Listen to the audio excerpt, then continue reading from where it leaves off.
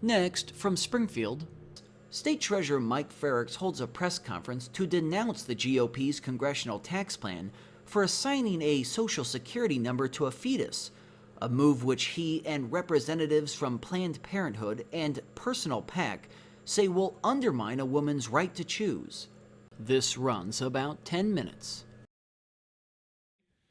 In the past several weeks, we have heard many things about the congressional tax plan.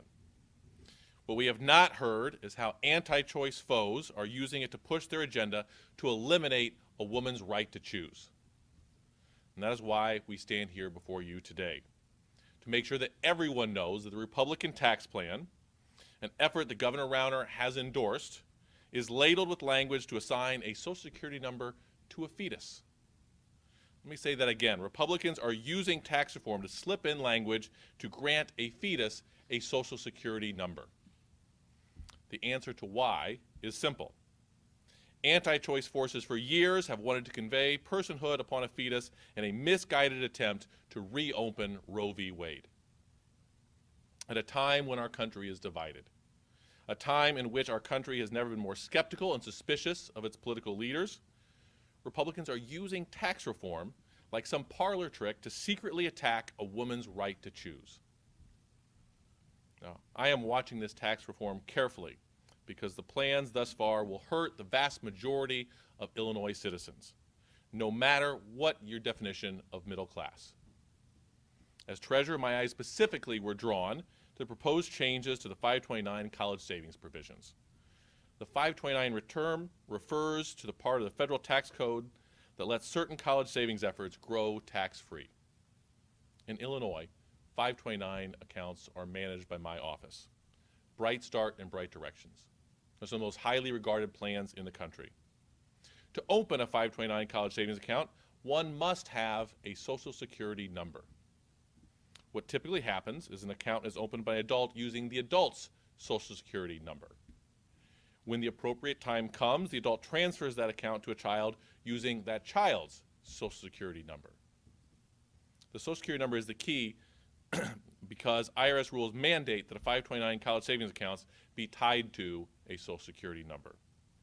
If the language is not struck from the House bill and 529 accounts are allowed for a fetus, then current IRS rules mandate that a fetus be assigned a Social Security number.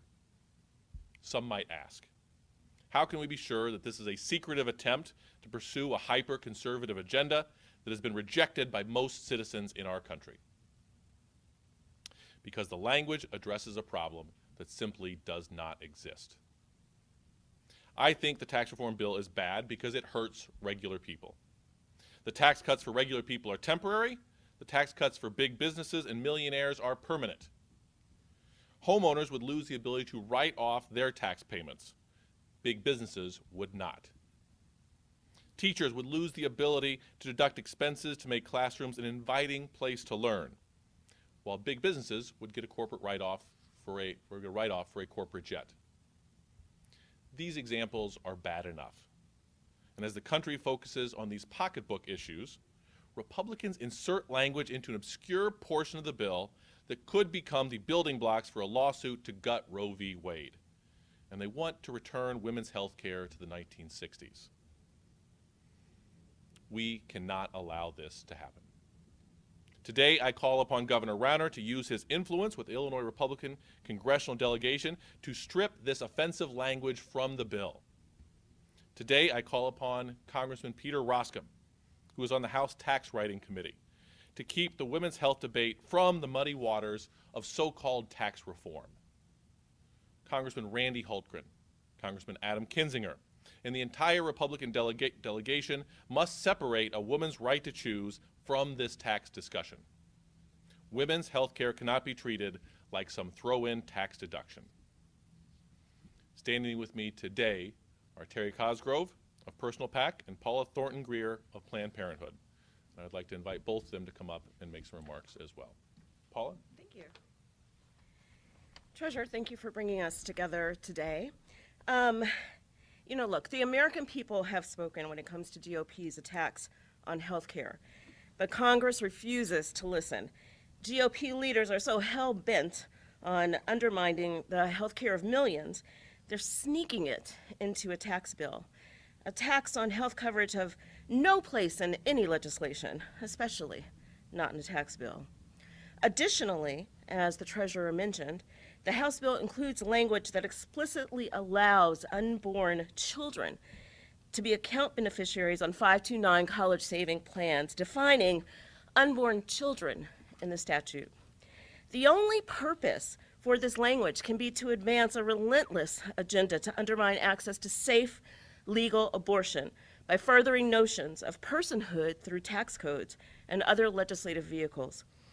In fact, the benefit for pregnant and even non-pregnant people already exists. They are simply changing the language of a benefit to build a foundation towards their goal of banning abortion. Undermining access to safe legal abortion is wildly out of touch with the majority of Americans. Extremist politicians are putting women's lives at risk. And why? To score political points through these dangerous measures that the majority of Americans strongly oppose. Support for Roe v. Wade is at the highest it's ever been, with 7 out of 10 Americans saying they believe a woman should have the right to a safe, legal abortion. Let me say that again, that they should have the right to a safe, legal abortion.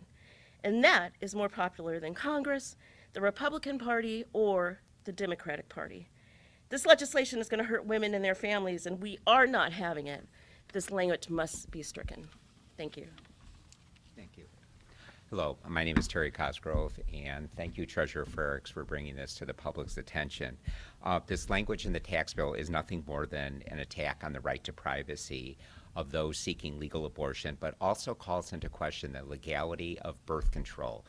This language says that a person can be defined at any point in pregnancy, which means that many forms of birth control, including the IUD and most forms of the pill, would be outlawed, which are used by 90% of American women. This tax bill is a direct attack on Roe v. Wade by right-wing extremists who are fully committed to making abortion and most forms of birth control illegal in the United States. And it's important that the voting public in Illinois understand what's taking place under the guise of so-called tax reform. The rank hypocrisy of these right-wingers who claim from the mountaintops that they want to keep government out of our lives, but yet want to insert government in the most personal and private decisions that a person can make is nothing more than outrageous. This bill is part of a national right-wing campaign to overturn Roe v. Wade and end access to the most commonly used forms of birth control.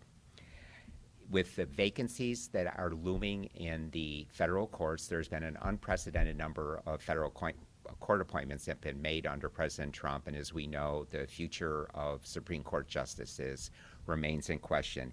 It is imperative that reproductive choices in Illinois and across the United States are protected going forward, because the future for access to reproductive health care is very dim unless voters take notice of what is going on and act accordingly. Thank you very much.